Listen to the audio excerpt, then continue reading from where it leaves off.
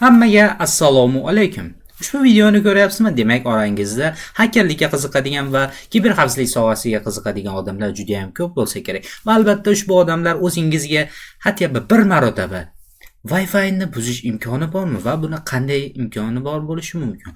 Albatta mening qo'shnimning Wi-Fi juda ham tez, lekin uni parolini bilmayman. Uni qanday qilib buzish mumkin degan xayol miyangizga kelgan bo'lishi mumkin. Va siz to'g'ri yo'ldasiz.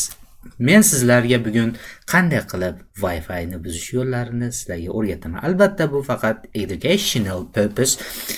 Xo'sh akalar, agar sizlarga video yoqayotgan bo'lsa, videoga like bosib, kanalimizga obuna bo'lib, o'z fikringizni video kommentariya yozib qoldirib va ushbu videoni do'stlaringizga ham ulashishingizni so'rab qolgan bo'ladim. Bu qilgan ishingiz bizning kanalimiz rivoji uchun juda ham katta hissa qo'shib, bizning keyingi videolarimizni chiqarishimiz uchun kattagina motivatsiya bo'lardi do'stlar.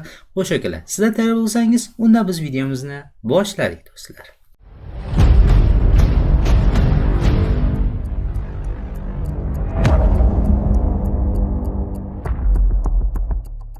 Xo'sh akalar, biz qanday qilib Wi-Fi parolini buzishimiz mumkin? O'zi aslida Wi-Fi ni biz qanday buzishimiz mumkin? Siz o'ylashingiz mumkin. Biz любой bitta Wi-Fi ni topamiz va unga qandaydir ataka qilamiz deb o'ylashingiz mumkin. Albatta bu bir tarafdan to'g'ri, lekin men bugun sizlarga o'rgatadigan usulda biz hech qanday ataka qilmaymiz, ya'ni eng xavfsiz usullardan biridan men sizlarga o'rgataman. Bugun videomizda biz AirCrackNG dasturi orqali biz Wi-Fi ni qanday qilib parolini aniqlashni o'rganamiz. Buning uchun bizga avvalo Linux operatsion tizimi kerak bo'ladi. Windowsda bu ishlamaydi. Agarda sizda Kali Linux bo'ladigan bo'lsa, bu juda ham zo'r akalar. Xo'sh, birinchi navbatda biz bu dasturni kompyuterimizga o'rnatib olishdan boshlaymiz. Agarda sizda kompyuteringiz Kali Linux bo'ladigan bo'lsa, bu hech qanday xavotir olmasangiz bo'laveradi, chunki u allaqachon o'rnatilgan. Agarda sizda boshqa operatsion sistema bo'ladigan bo'lsa, uni o'rnatishingiz kerak bo'ladi. Menda standart holatda Arch Linux o'rnatilgan. I'm using Arch by the way. Buning uchun birinchi navbatda ushbu operatsion sistemaga biz AirCrackNG ni o'rnatishimiz kerak bo'ladi. Agarda sizda Debian yoki boshqa operatsion tizimi bo'ladigan bo'lsa, barcha komandalar va ushbu videoda foydalanilgan barcha amaliyotlar bizning Telegram kanalimizda va video описаниесida bo'ladi. Barcha ссылкалар video описаниесida joylashgan, bemalol kirib obuna bo'lishingiz mumkin va eng so'nggi xabarlardan ham bizning Telegram kanalimiz orqali xabardor bo'lib turishingiz mumkin. Birinchi navbatda biz o'rnatishimiz uchun albatta sudo komandasi orqali biz super userga o'tib olamiz va Arch Linux operatsion tizimida standart pacman orqali o'rnatiladi. Pacman -s va AirCrackNG deb komandasini beramiz. Men allaqachon o'rnatganman, shuning uchun o'rnatishim shart emas. Biz AirCrackNG ni o'rnatib olganimizdan so'ng birinchi qiladigan ishimiz bizning kompyuterimizda ishlayotgan barcha tarmoq adapterlarni biz to'xtatishimiz kerak bo'ladi. Buning nima farqi bor? Nima bizga foydasi bo'ladi? Aslida biz o'ylab ko'radigan bo'lsak, biz ataka qilayotganimizda va hakerlik qilayotganimizda aynan tarmoq orqali bizning standart holatda kompyuterimizda ishlayotgan tarmoq adapterlari bu ishga xalaqit beradi, chunki ular real vaqt ravishda yangi tarmoqlarni qidirib turadi. Bu esa bizga kerak emas. Birinchi navbatda biz iwconfig komandasi orqali biz hozirda qanday tarmoqlar bizda ishlayotganini bilib olishimiz mumkin. Bu yerda ko'p turganingizdek bizda VLAN va Docker uchun ham bu yerda tarmoqlarni ko'rishimiz mumkin. Bizda hozirda faqat VLAN ishlayapti. Biz bularni barchasini to'xtatib olishimiz uchun aynan AirCrackNG ni ichida mavjud bo'lgan maxsus AirMonitor nomli dasturdan foydalanamiz. Buning uchun sudo airmon-ng check kill komandasini beramiz. Bu bizda hozirgi paytda ishlab turgan barcha adapterlarni ish faoliyatini to'xtatadi. Buni berganimizdan so'ng biz sudo uchun parol kiritamiz va barcha amaliyotlar yakunlandi. Endi biz iwconfig orqali tekshiradigan bo'lsak, bizda hech qanday barchasi, ya'ni barcha adapterlarni bu yerda o'chiq holatdaligini ko'rishimiz mumkin. Bu yerda turn off. Endigi navbat biz bizning Wi-Fi adapterimiz uchun maxsus monitoring sistemasini ishga tushirishimiz kerak bo'ladi. Bu ham AirMonitor orqali ishga tushiriladi. Sudo airmon-ng start va LAN 0. Ya'ni wireless LAN standart 0 bo'ladi. Buni bosganimizdan so'ng bizda aynan shu VLAN adapterimiz uchun maxsus monitoring tizimi ishga tushiriladi. Endi navbatda biz ushbu monitoring tizimi orqali bizda hozirda atrofimizda qancha Wi-Fi signallar mavjudligini biz aniqlab olishni boshlaymiz. Buning uchun AirDump-ng dasturidan foydalanamiz. Bu ham AirCrack ni ichida mavjud. va AirDump orqali ishga tushiradigan bo'lsak, bizning atrofimizda ko'p turganingizdek, hozirda menda bittagina tarmoq mavjud. Aynan shu tarmoqqa biz ataka qilib ko'ramiz. Buni biz tarmoqqa ataka qilishimizdan oldin ushbu jarayonni to'xtatishimiz uchun Ctrl+C orqali bu yerdan chiqib ketamiz va aynan mana shu ma'lumotlarni birorta joyga biz saqlab olishimiz kerak bo'ladi. Buni kelajakda bizga juda ham foydasi tegadi. Men bloknotga saqlab olaman va men saqlab oldim.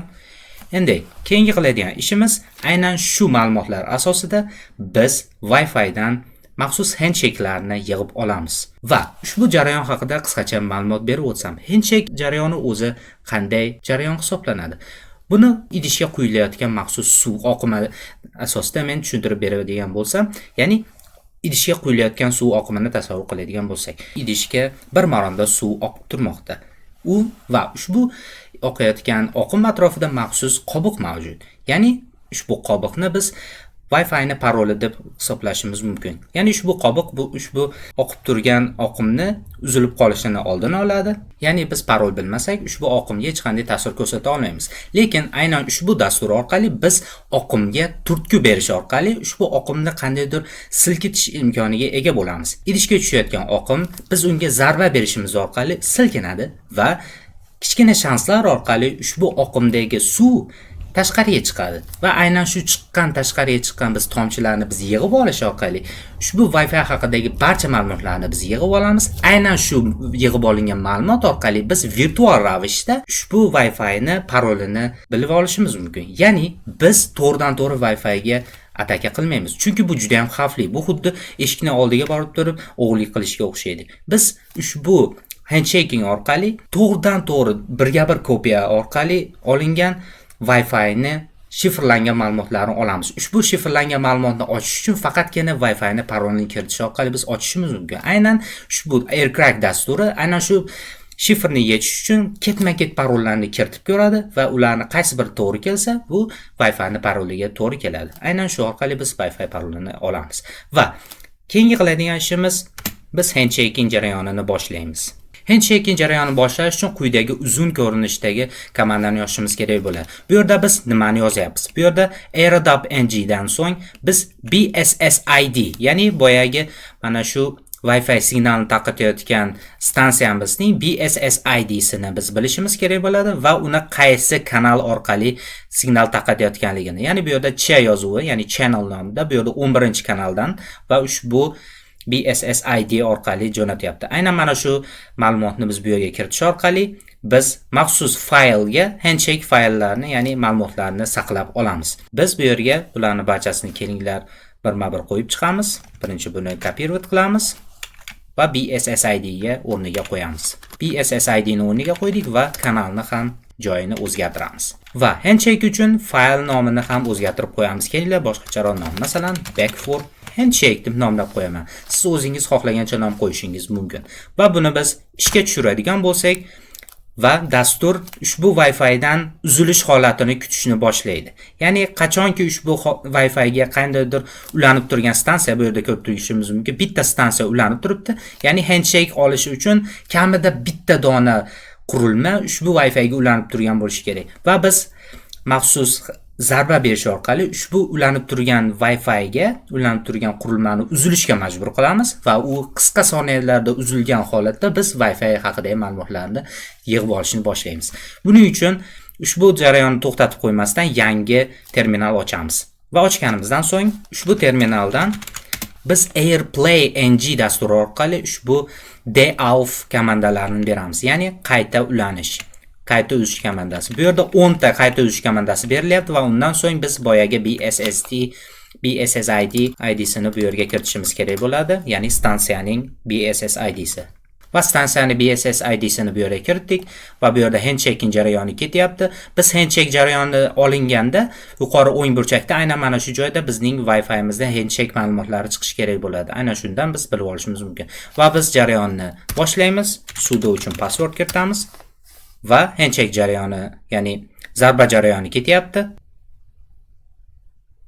Va ko'rib turganingizdek bizda handshake ma'lumoti mavjud bo'ldi, ya'ni VPA handshake bizning boyagi Wi-Fi'imizning standart BSSID'sini bu yerdan ko'rishimiz mumkin. Bizda handshake ma'lumotlari mavjud. Ya'ni biz ushbu Wi-Fi signalimizga, ya'ni stansiyamizga ulangan qurilmani uzilishga majburladik va muvaffaqiyatli uzildi va qayta ulandi va shu jarayonda biz uni ma'lumotlarini yig'ib oldik. Endi biz Ctrl+C komandasi orqali bu yerdan chiqishimiz mumkin. Endigi navbatda biz ushbu handshake orqali biz Wi-Fi'ni parolini aniqlashni boshlaymiz. Birinchi navbatda biz ushbu handshake fayl saqlanganini bilib olishimiz uchun ls komandasini beramiz va bu yerdan qidirishni ko'radigan bo'lsak, bu yerda ko'rib turganingizdek big4-handshake.1 bu yerda CAP kengaytmada fayl saqlanadi. Aynan shu bizning handshake faylimiz. Endi biz ushbu fayl orqali qanday qilib parollarni aniqlashimiz mumkin? Buning uchun birinchi navbatda bizga word list kerak bo'ladi. Word list o'zi nima? Word list bu oddiy text fayl hisoblanib, uning ichida taxminiy ushbu Wi-Fi ga qo'yilishi mumkin bo'lgan parollar ichiga kiritilgan bo'ladi. Ya'ni ushbu word list ichiga biz taxminiy holatda kiritilishi, ya'ni foydalanuvchi qo'yishi mumkin bo'lgan parollarni ichiga kiritib, ushbu dastur parolni topish jarayonini anchagina tezlashtirishimiz mumkin. Ya'ni biz agarda word listdan foydalanmaydigan bo'lsak, oddiy 8 ta xonali paroldan foydalangan bo'lsa, uni random holatda yig'adigan bo'lsa, agarda dasturimiz yillar buni parolni qidirishi mumkin bo'ladi. Agarda biz word listdan foydalanadigan bo'lsak, bu anchagina tez bo'ladi. Va word list qanchagina katta bo'ladigan bo'lsa, shuncha uni parolni topish jarayoni shunchagina tezroq bo'ladi. Menda maxsus Kali Linuxning standart raku.txt word listi mavjud. Buning ichida standart 10 millionta parametr mavjud, ya'ni 10 millionta parollar jamlanmasi mavjud. Asosan oddiy raqam va harf aralash parollar bu yerda mavjud. Ushbu word listni men Telegram kanaliga tashlab qo'yaman, bemalol yuklab olishingiz mumkin. Agarda siz birorta kuchliroq Wi-Fi ni buzmoqchi bo'lsangiz, sizlarga maslahatim ushbu word listni anchagina kuchliroq variantini internetdan yuklab olishingizni maslahat bergan bo'ladim. Juda ham ko'p GitHub saytlardan buni topishingiz mumkin bo'ladi. Asosiysi qidirsangiz kifoya. Va bizda word list mavjud va handshake fayl mavjud. Ana endi biz aircrack.ng orqali Wi-Fi parolini topishni boshlaymiz. Buning uchun sudo aircrack.ng va bizning handshake faylimizni bu yerga yozamiz. big4handshake.cap va boyagi word listni nomini yozishimiz kerakli bo'ladi. Buning uchun chiziqcha w word list raku.txt va enterni bosib bu yerga parolni kiritadigan bo'lsak, va ko'rib turganingizdek, bu yerda bizning parolimiz topildi muvaffaqiyatli. Bizning parolimiz 1234567 muvaffaqiyatli tarzda parolimiz topildi. Aynan shu orqali biz bemalol Wi-Fi parolini bemalol buzishimiz mumkin bo'ladi do'stlar. Ana endi ushbu dasturning bitta not tarafini sizlarga aytib o'tsam. Ushbu dastur bizga VPA2 personal protokollari orqali shifrlangan, ya'ni himoyalangan Wi-Fi stansiyalarni bemalol buzishga imkoniyat beradi. Lekin hozirgi kunda yangi chiqqan VPA3 personal protokolni bu buza olmaydi. Chunki ushbu protokol aynan mana shu biz foydalanayotgan, ya'ni DAoF komandasi, ya'ni biz zarba orqali stansiyani uzilishga majburlayotgan usul bu VPA3 da unga qarshi o'zini funksiyalari mavjud bo'lganligi uchun bu ishlamaydi. Lekin buni boshqa dastur orqali biz buzish imkoniyatiga egamiz. Agar ushbu dastur haqida video chiqishini xohlasangiz, albatta videoga like bosib, kanalimizga obuna bo'lib qo'yishingizni so'rab qolgan bo'lardim. Hozircha shular akalar. Sizlar bilan Yosh avlod kanali bo'ldi. Sizlar bilan keyingi videolarimizda yana bir bor ko'rishguncha, xayr do'stlar.